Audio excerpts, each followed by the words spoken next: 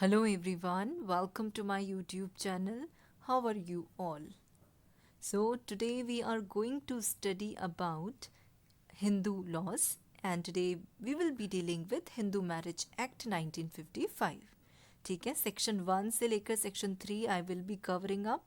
तो सेक्शन 1 है क्या? सबसे पहले हिंदू मैरिज एक्ट 1955 जो है, it is an act to amend and codify the law which is relating to marriage among Hindus. ठीक है. Now, section 1, it talks about short title and extent. Sub section 1 क्या बोलता है? सेक्शन 1 का ये बोलता है, this act may be called the Hindu marriage act 1955. सो जहाँ पे भी आप एक्ट वर्ड का यूज़ करेंगे, it is denoting Hindu marriage act 1955 और इसको आपको ध्यान में रखना है. नाउ सबसेक्शन 2 क्या बोलता है? ये बोलता है कि it extends to the whole of India and applies also to Hindus domiciled in the territories to which this act extends who are outside the said territories. Now पहले इसमें क्या था? जो ये सब सेक्शन 2 पे एक वर्ड था कि except the state of Jammu and Kashmir. देखिए, ये now it has been omitted by the Jammu and Kashmir Reorganisation Act 2019. ठीक है. नाउ अब ये हिंदू मैरिज एक्ट जो है, it extends to the whole of India. ठीक है, ये पूरे इंडिया पे लागू होता है Hindu marriage act 1955 to the Hindus only. सब पे नहीं, जो क्या है, टू दी हिंदूज. और उन हिंदूज पे भी अप्लाई होता है who are domiciled in the territories to which this act extends who are outside the set territories as well. ठीक है. For this you people can prefer the case of Sondur Gopal versus Sondur Rajni AIR 2013 Supreme Court का case आप prefer करिए. Got it? Now section 2. Section 2 क्या बोलता है? It says about application of act, कि ये एक्ट किस पर अप्लाई होता है. And this is very much important, people. You must know about this. Now, and to any person. Clause A क्या बोलता है सेक्शन 2 का? ये बोलता है कि देखो, सब सेक्शन 1 ऑफ का क्लॉज 2 क्या बोलता है?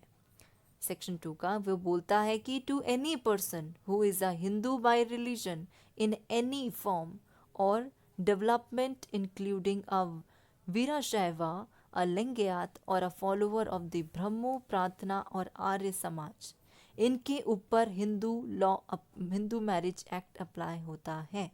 ठीक है. एक्ट भी आपको बताया, एक्ट में भी अभी जो आपको सबसेक्शन पढ़ा आपने, अभी देखो सबसेक्शन 1 क्या बोलता है? दिस एक्ट में be called as Hindu marriage act 1955. So application of act, act का मतलब हिंदू मैरिज एक्ट. ठीक है. It applies to any person who is Hindu by religion in any of its form और डेवलपमेंट. ठीक है. उनके ऊपर क्या अप्लाई हो रहा है? हिंदू मैरिज एक्ट अप्लाई होगा. वैरा शिवा, अलिंग्यात और अ फॉलोअर जो ब्रह्मो और प्रार्थना और आर्य समाज के फॉलोअर्स हैं, उनके ऊपर भी हिंदू लॉ अप्लाई होगा. ठीक है. अब सब सेक्शन 2 का ही आपका सब सेक्शन 1 का क्लॉज बी बोलता है to any person who is Buddhist, Jain और सिख बाय रिलीजन. अब देखो, बुद्धिस्ट, जैन और सिख जो बाय रिलीजन होते हैं, उनके ऊपर भी हिंदू लॉ अप्लाई होता है, हिंदू मैरिज एक्ट अप्लाई होगा. किन किन के ऊपर? बुद्धिस्ट, जैन, सिख, इनके ऊपर क्या अप्लाई हो रहा है? Hindu marriage act 1955 will be applied to them. आप लोगों को ये बात ध्यान में रखना है कि हिंदू मैरिज एक्ट किसके ऊपर अप्लाई नहीं होता. ठीक है. सो मुस्लिम्स, क्रिश्चियंस, पारसी और Jew, those who are Muslim, Christian, Parsi or Jew by religion, to them Hindu marriage act is not applied. Only to Buddhist, Jain, Sikh और इन पर आपका ये Hindu law apply, Hindu marriage act apply होता है. ठीक है। अब सबसेक्शन 2 के लिए you people can prefer the bare acts if you people are having, please open that, I am reading out from it. Notwithstanding anything contained in subsection 1, nothing contained in this act shall apply to the members of the scheduled tribe within the meaning of clause 25 of article 366 of the Indian Constitution unless the central government by notification in the official gazette otherwise directs. इस subsection के लिए you people can prefer the case of doctor Surajmani Stelly Kujur versus Durga Charan Hansdah AIR 2001 supreme court. इस case में क्या हुआ था, the marriage between the members of the scheduled tribe is not governed by the Hindu marriage act in the light of section 2 section 2 का subsection 2 के according. सो court ने क्या बोला, जो मैरिज है between the members of scheduled tribes, it is not govern by Hindu marriage act, ठीक है, as right now you people have studied in section 2 के अंदर सेक्शन 2 का सबसेक्शन 2 के अंदर ये बोला गया है। रैदर उनकी जो मैरिज होती है it would be governed only by their Santhal custom and usages, ठीक है, it is not according to the Hindu marriage act scheduled tribes का। देखो अब अनलेस यानी कि जब तक सेंट्रल गवर्नमेंट बाय नोटिफिकेशन, अगर सेंट्रल गवर्नमेंट जब तक कोई नोटिफाई ना कर दें, अगर सेंट्रल गवर्नमेंट कुछ अमेंडमेंट करती है, कुछ चेंजेस लाती है और बोलती है या उनके ऊपर अप्लाई हो सकता है तभी अप्लाई होगा, अदरवाइज नो, ठीक है, उनके ऊपर हिंदू मैरिज एक्ट अप्लाई नहीं होता। सबसेक्शन 3 अब जो सेक्शन 2 का है, आपके पास बेयर एक्ट है, अगेन आई विल से उसको पढ़िए, उस पर क्या लिखा है, जो एक्सप्रेशन हिंदू है in any portion of this act shall be construed as if it included a person who, though not a Hindu by religion, is nevertheless a person to whom this act applies by virtue of the provision contained in this section. Now, इसका मतलब क्या हुआ? See, in old Hindu law, expression जो हिंदू था, it was given sufficiently wide meaning so as to include not merely person who are Sikhs, Jains or Buddhist by religion, but also several tribes हो गई, communities हो गई और people हो गए were not and people who were not Hindus. Thus, to be a Hindu, it was not necessary that a person must be a Hindu by religion. It is submitted that if any branch of Hindu law applied to a person before the codified Hindu law, the Hindu law will continue to apply to them, even though he may or may not strictly fall under the present categories of Hindus. और ये now there was a case of Commissioner of Income Tax versus Pratap 1959 Punjab. What happened in this case? इस case में क्या हुआ था, इस case में ये बोला गया था कि अगर एक पर्सन मेयरली डिक्लेयर करता है that a person was not a Hindu, इसका मतलब ये नहीं है that he has ceased to be Hindu, ठीक है, और ये व्यूज जो है बहुत अदर हाई कोर्ट में भी अप्लाई किया गया था।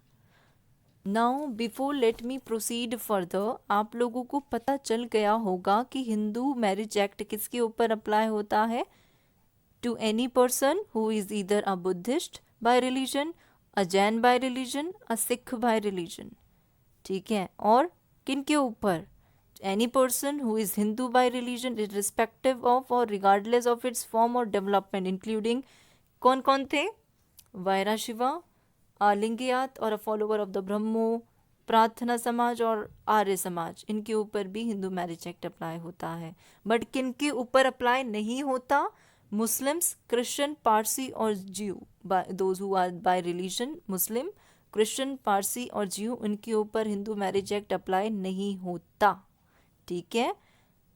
Now let us proceed further with section 3 now. Section 3 के अंदर क्या है, उसके अंदर डेफिनेशंस बताई गई है और these definitions are very much important, you people should know about these definitions. अब आप लोग सेक्शंस में जब आगे पढ़ोगे तो वहाँ पे कस्टम और यूजेस को यूज़ करोगे कि भले ही marriage sapinda relationship, you know that वो मैरिज वॉइड होती है, अगर आप मैरिज अगर डिग्रीज ऑफ प्रोहिबिटेड रिलेशन में मैरिज हो रही है वो भी वॉइड है, बट अगर कस्टम और यूजेस प्रूव करता है तब वो मैरिज क्या हो जाती है। इफ कस्टम और यूजेस हैं प्रॉपरली प्रूव करने के लिए डैट वहाँ पे उनकी फैमिली पे पार्टीज़ की जो पार्टीज़ थी, ठीक है, मैरिज के लिए उनके वहाँ पे सपेंडा रिलेशनशिप पे मैरिज अलाउड है, डिग्रीज ऑफ प्रोहिबिटेड रिलेशनशिप में अलाउड है, अगर ऐसा है, अगर आप कस्टम और यूजेस प्रूव कर देते हैं तब मैरिज वैलिड हो जाती है, वैलिड होती है, राइट। तो कस्टम और यूजेस क्या सिग्निफाई करते हैं, कहाँ बताया गया है? वो बताया गया है सेक्शन 3 के क्लॉज ए पे। क्या बोलता है सेक्शन 3 का clause A? It says that the expression custom और यूजेस, ठीक है, कस्टम और uses signify any rule which having been continuously or uniformly observed for a long time has obtained the force of law among Hindus in any local area, tribe, community, group or family, provided that the rule is certain and not unreasonable or opposed to the public policy. Provided further that in the case of rule applicable only to a family, it has not been discontinued by the family.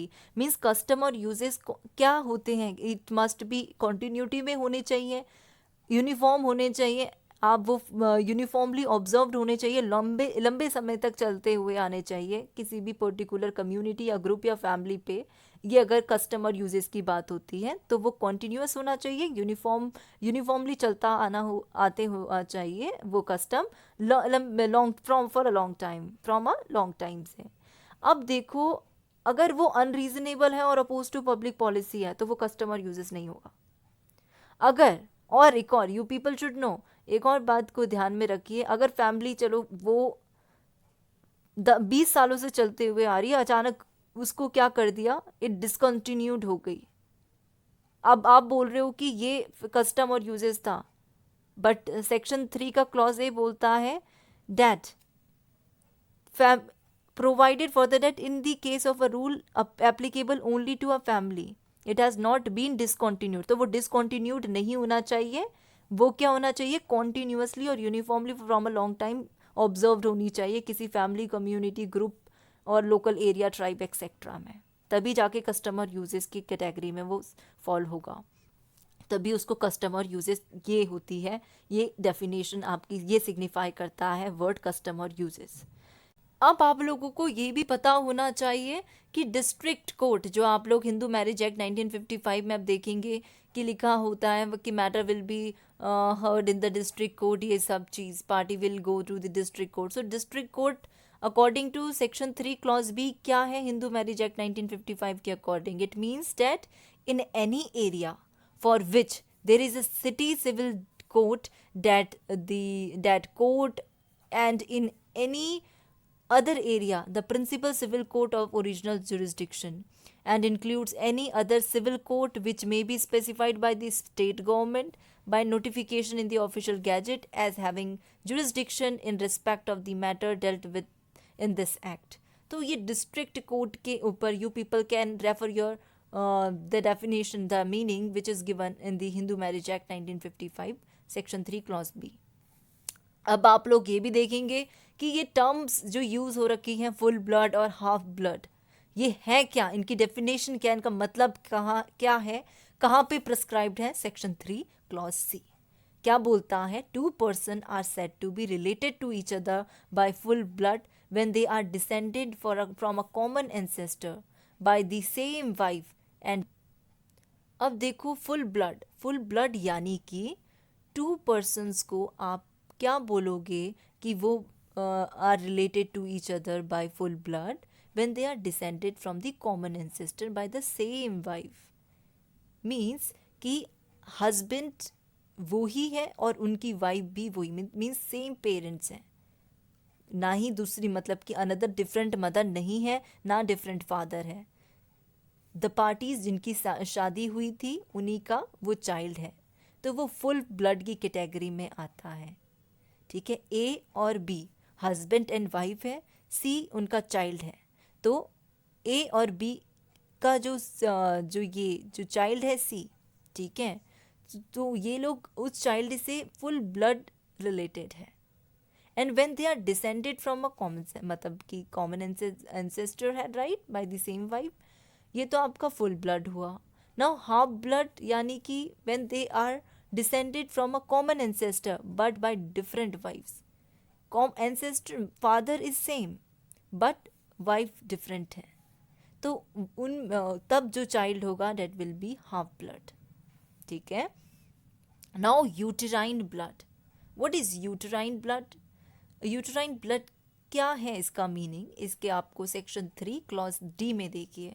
वो बोलता है कि two person are said to be related to each other by uterine blood when they are descended from a common ancestress but by different husband. मतलब कि mother is same but father is different. ठीक है. Explanation क्या बोलता है कि in clause C और D ancestor, जो यहाँ पे आप कॉमन एंसेस्टर देख रहे हो, ये एंसेस्टर है फादर. ठीक है. और जो एंसेस्ट्रेस है वो मदर है. फुल ब्लड में क्या था, आपको एग्जांपल दिया था कि ए और बी हस्बैंड एंड वाइफ है. ठीक है. उन्हीं से उनका बच्चा जो सी है वो क्या है, फुल ब्लड चाइल्ड हो, फुल ब्लड कहलाया जाएगा. नाउ सेक्शन 3 का क्लॉज ई बात करता है प्रिस्क्राइब्ड. आप जब भी देखेंगे ये टर्म कि this has been prescribed, it means prescribed का मतलब ये होगा कि जो रूल्स बने हैं इस एक्ट के अंदर, हिंदू मैरिज एक्ट के अंदर जो भी रूल प्रिस्क्राइब्ड है that will be used in, मतलब कि जब भी आप प्रिस्क्राइब्ड वर्ड को यूज़ करेंगे दैट बोलेगा ना कि it has been prescribed under this act. This act यानी कि अंडर हिंदू मैरिज एक्ट 1955. ठीक है. नाउ सेक्शन 3 का क्लॉज एफ क्या बोलता है, talks about sapinda relationship. C with reference to any person extend as far as the third generation in the line of ascent through the mother and the fifth in the line of the ascent, the father, the line being traced upwards in each case from the person concerned who is to be counted as the first generation. ये आपको ये बात जाननी ज़रूरी है कि दो persons हैं, उनको सपिंडास कब कहलाया जाएंगे वो लोग. If one is lineal ascendant of the other within the limits of Sapinda relationship, or if they have a common lineal ascent who is within the limits of Sapinda relationship with reference to each of them. From father's side, it is up to that is five line of ascent, and mother के side से कितना है, third generation in the line of ascent through the mother. So अगर इन यहाँ पे person अगर ऐसे persons हैं तो they will be called as sapindas to each other. ठीक है. क्योंकि ये आपकी क्या है, लीनियल एसेंट के लाइन में क्या कर रहे हैं, फॉल कर रहे हैं with in the limit of सपिंडा relationship. तो यहाँ पे मैरिज जो होती है सपिंडा रिलेशनशिप में, आप आगे बढ़ चल के देखेंगे दैट इज़ वॉइड. बट अगर वैलिड है, वैलिड कब होगी, वैलिड तभी होगी अगर कस्टमर यूजेस प्रूव हो जाते हैं तभी, otherwise no, it is void marriage. अब सेक्शन 3 का क्लॉज जी बात करता है डिग्रीज ऑफ प्रोहिबिटेड रिलेशनशिप. अब देखो, two person are said to be within the degrees of prohibited relationship when if one is lineal ascendant of the other, if one was the wife or husband of a lineal ascendant or descendant of the other, if one was the wife of the brother or brothers or mother's brother, or of the grandfather's or grandmother's brother of the other, if the two are brother and sister, uncle and niece, aunt and nephew, or children of brother and sister, or of two brothers or of two sisters, these are said to be degrees of prohibited relationship. ठीक है.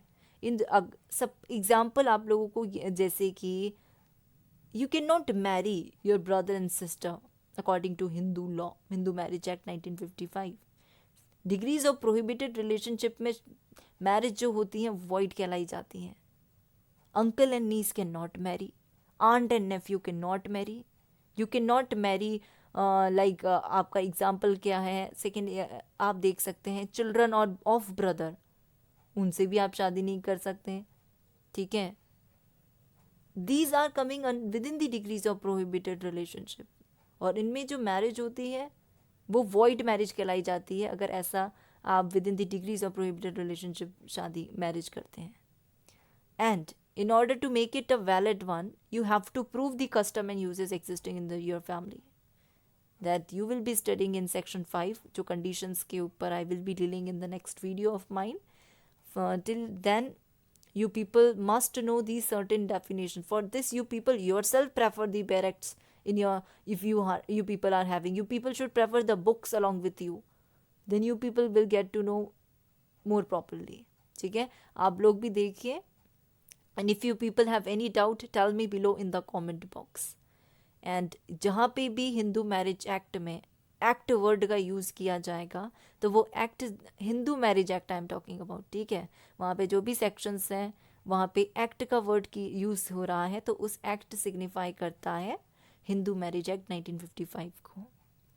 अगर आप Hindu succession act में act को पढ़ेंगे जहाँ वहाँ पे लिखा होगा under this act, it means that Hindu succession act में, ठीक है, वहाँ पे हिंदू मैरिज एक्ट मत बोल देना, वहाँ पे that will be Hindu succession act. यहाँ पे भी सेक्शंस हम हिंदू मैरिज एक्ट के पढ़ रहे हैं तो यहाँ पे जहाँ पे भी आएगा prescribed under this act, which act भाई, that will be Hindu marriage act 1955. That's it. So this was all about this video, and if people have any doubt tell me below in the comment box, and thank you so much. Do like and subscribe my YouTube channel. Thank you.